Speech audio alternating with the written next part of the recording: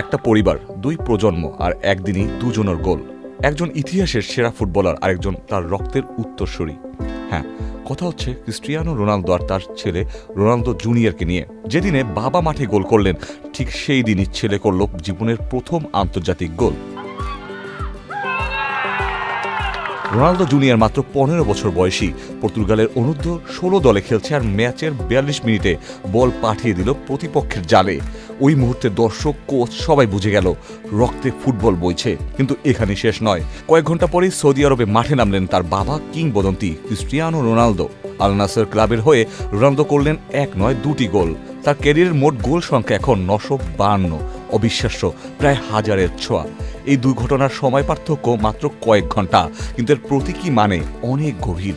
বাবা এখনো শীর্ষে আর ছেলে শুরু করেছে সেই পথের যাত্রা। দুজনেই একদিনে গোল করলেন। এ যেন ফুটবলের ফাদার সন সিম্ফনি।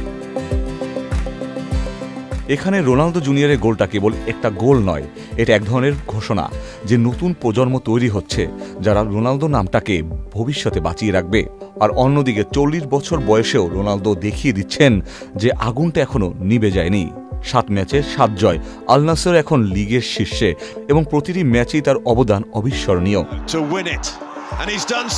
এই ঘটনাটা যেন প্রতীক হয়ে দাঁড়িয়েছে, একজন শেষ প্রান্তে আরেকজন শুরু লাইনে, কিন্তু দুজনের মাঝখানে আছে একটাই সূত্র, অদম্য রোনালদো স্পিরিট।